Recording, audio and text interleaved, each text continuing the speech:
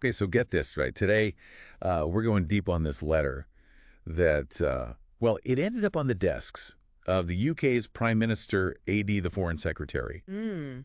And it's not like your typical strongly worded letter. Right. This is Israelis living in the UK, a lot of them, like British citizens themselves, Wow. calling for sanctions against two of their own WN government ministers, Itamar Ben Gvir and Bezalel Smotrich. Yeah, it's definitely, Why would they do that?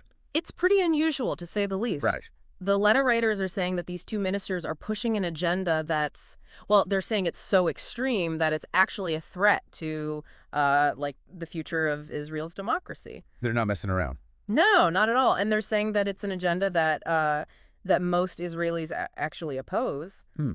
And they really don't hold back in this letter. Mm. They just straight up call Ben Gvir a convicted criminal who supported a terrorist organization. Yeah.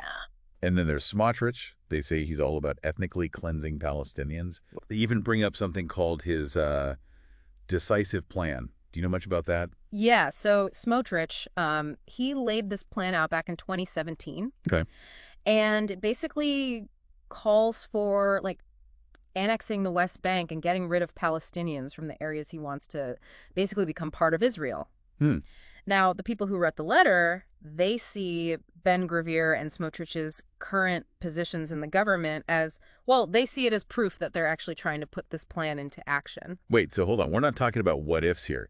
Like, these guys could really make this happen. Yeah, They have the power. that's exactly what's so concerning about this whole situation. Right. Ben Gvir, he's the Minister of National Security, Oh, wow. which means, he's in charge of the police. Uh-huh. And Smotrich, he's got a powerful position in the finance ministry. Oh, so he controls the money. Exactly. He's got a lot of control over the money and the policies. Okay, so this isn't just talk. But if most Israelis don't even support these views, like these extreme views, how did these two even end up in such powerful positions? That's a really good question. Right. It doesn't. Yeah, and it's something we should definitely, look into later. Okay. Israeli politics are very complicated, but for now, let's stick with this letter and see why these Israelis living in the UK, why they feel so strongly that they need to ask another country's government to step in, Yeah, they're basically saying, hey, UK, you can't call yourselves a friend of Israel if you're just going to ignore what these two are doing.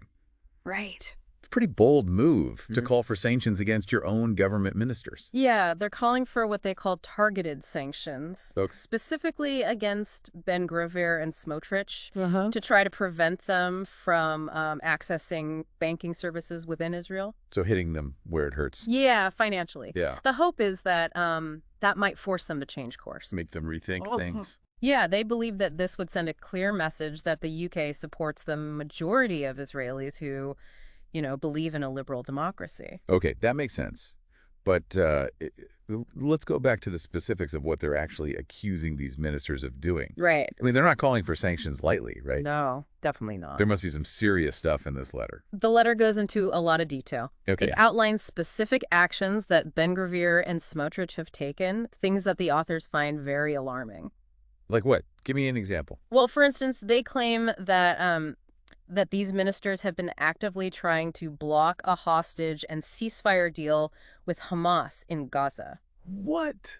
Are they saying that they're putting their own agenda above getting those hostages back? That's exactly what they're suggesting. Wow. The letter argues that Ben Gvir and Smotrich are more interested in, they call it their messianic aims. What does that even mean? Basically, it's their vision of expanding Israeli territory based on, religious beliefs, then in securing the release of over 100 Israeli hostages. Wow. They see it as these ministers exploiting the situation for their own ideological goals. That's a serious accusation. Yeah. So what would these messianic aims, what would they actually look like if they, happen? Well, according to the letter, these aims include things like annexing the West Bank and expanding settlements into Palestinian territories. This is where Smotrich's decisive plan comes in again. Oh. It specifically calls for these actions, which most of the world, considers illegal under international law. So they're saying these guys are actually trying to make this happen, not just talking about it. Right, and that's why these Israelis in the UK are so worried. Yeah. They feel that Ben Gvir and Smotrich are steering Israel toward a future that most Israelis don't want. Sounds like they're trying to warn the UK, like, hey, if you really care about Israel, pay attention to this and do something. Exactly. puts the UK in a tough spot. For sure. They want to be friends with Israel, but can they really ignore accusations this serious? That's the big question. It is, but before we get into what the UK might do, let's unpack this term, ethnic cleansing. It's a heavy phrase. Yeah. So what does it actually mean in this context? So in this context, ethnic cleansing, it refers to forcing out a specific ethnic group from an area. The letter writers are accusing Smotrich of supporting the expulsion of Palestinians from areas he believes should belong to Israel based on, things he's said in the past and this decisive plan. Right. It's a deeply concerning accusation because ethnic cleansing, it's considered a crime against humanity under international law. So we're talking about potentially displacing tons of people. Yeah. And just because of their ethnicity. That's what they're saying. No wonder they're calling for sanctions, but there's got to be another side to this, right? Not every single person in Israel supports these extreme views. That's a really important point, and it's something that the letter writers emphasize a lot. Okay. They say that the majority of Israelis actually want a peaceful resolution to the conflict and are against these policies of annexation and displacement. They even cite surveys that show most Israelis want to see an end to the conflict with Palestinians. Wow, that makes this whole situation even more complicated. Yeah, for sure. If most Israelis don't support this extreme agenda, how did these two ministers even get so much power? It's a question we need to, unpack. Yeah. To understand that we've got to delve a little deeper into the complexities of Israeli politics and the political landscape that led to these guys rising to such prominent positions. Okay, so let's do that. Right. Tell me more about how these two ended up with so much influence. Okay, so you see, Israel's political system, it's based on proportional representation. Okay. Which basically means that seats in the parliament, they're allocated based on the percentage of votes that each party gets.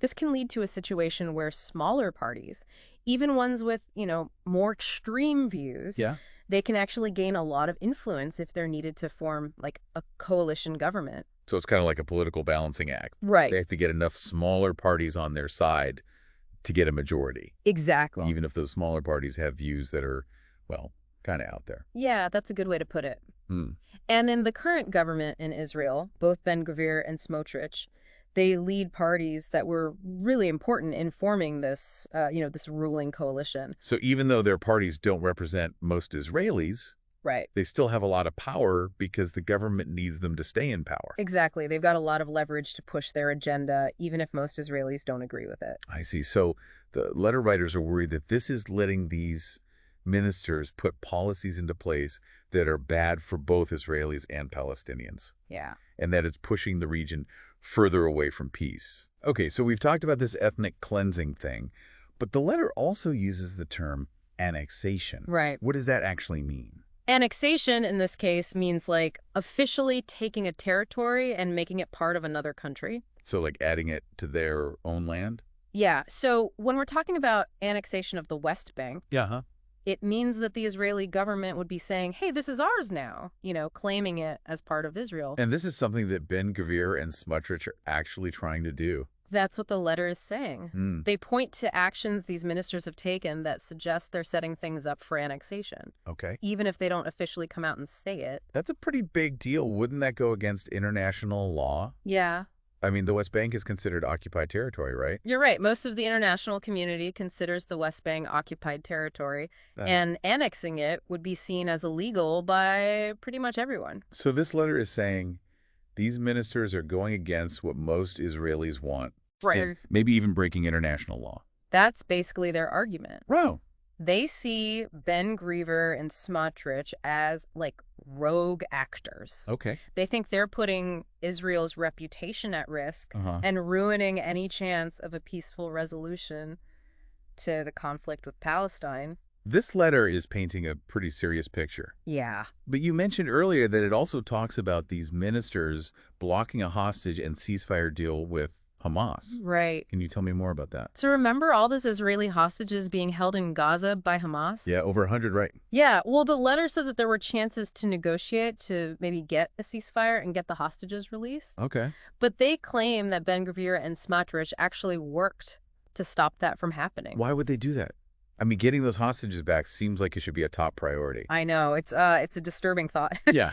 The letter suggests that these ministers, they see the conflict, even the hostage situation, as a way to get what they ultimately want. Which is? Taking more land, expanding Israeli settlements, that kind of thing. So you're saying they're willing to risk the lives of those hostages to get their way politically? That's what they seem to be implying. It's a pretty chilling thought. Yeah. They're saying these ministers are so driven by their ideology, so focused on their vision, that they don't care about the well-being of their own citizens. I can see why these Israelis felt like they had to write this letter. Right. They're worried about where their country is headed. For sure. But asking a foreign government to put sanctions in place, that's a big step. It is. What kind of impact do they think that will actually have? Well, they think that targeted sanctions against these specific ministers, Okay. it would send a message, from the international community. Like they disapprove. Right, like their actions have consequences. Hmm. And that the UK, at least, is standing with the Israelis who are against this extreme agenda. But wouldn't that hurt the relationship between the UK and Israel? I mean, sanctioning government ministers is pretty serious stuff. It definitely has risks. It could make things tense between the two countries. Yeah. But the letter writers are basically saying that doing nothing is even worse.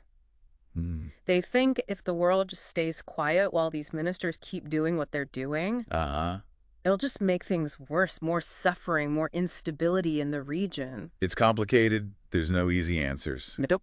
It puts the UK in a tough spot. They have to weigh the pros and cons, Exactly. standing up to these ministers versus potentially messing up their relationship with Israel. It really makes you think about what it means to be an ally. Yeah. Is it about supporting a country no matter what, even when you don't agree with what they're doing? Hmm. Or do you have a responsibility to say something even if it's uncomfortable when you think your ally is going down a bad path?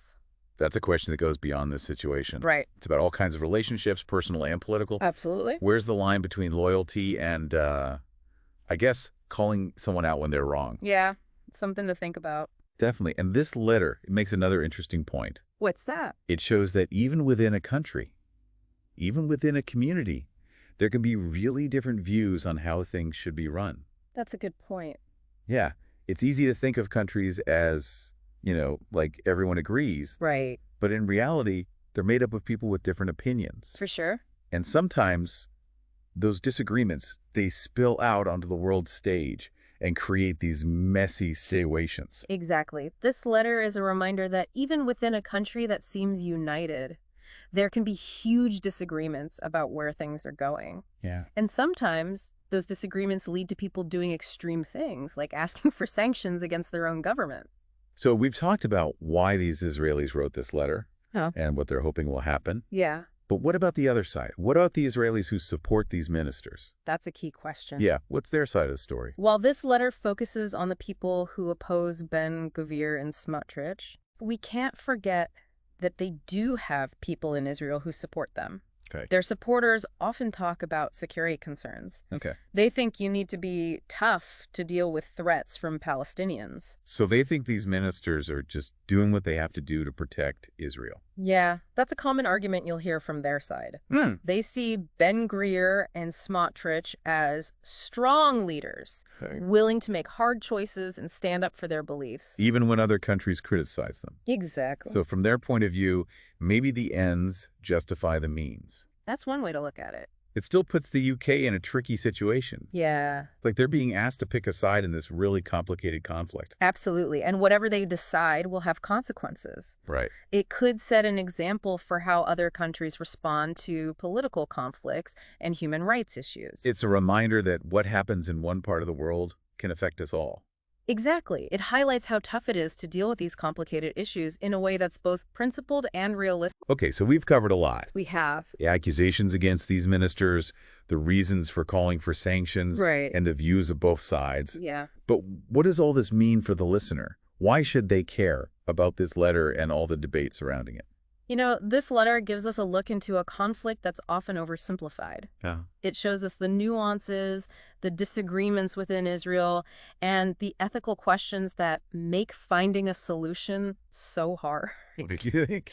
Yeah, it challenges us to think critically about the role of other countries, the idea of national sovereignty, Right. and our own responsibility to speak out against injustice no matter where it's happening. It reminds us that even conflicts that seem far away can affect us, Absolutely. and that our choices matter both individually and as nations. For sure. So do we know how the UK responded to this letter? What happened next? Well, that's a good question, but unfortunately, we don't actually know what the UK government's official response was. Yeah, those kinds of things. They often happen behind closed doors, especially with something this delicate. Right, when it comes to diplomacy. Exactly. Yeah. But even without, like, a public statement or anything, I'm Okay. sure this letter caused some serious discussions within the UK government, you know? Oh, yeah, It puts them in a tough spot. for sure. They want to keep a good relationship with Israel, Yeah. but they also have to think about their commitment to human rights and international law. It's like we're being asked to choose a side. Right. Do they side with the Israeli government and look like they're okay with what these ministers are doing?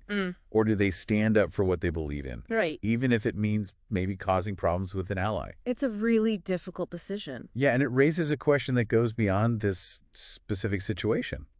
It does. How should a country respond when one of their allies is doing something that goes against international rules or human rights? Yeah. Can they stay silent? Right. Is that even an option? Or do they have to speak up, even if it might mess things up diplomatically? That's a really important point. And it's something we all have to think about, not just governments.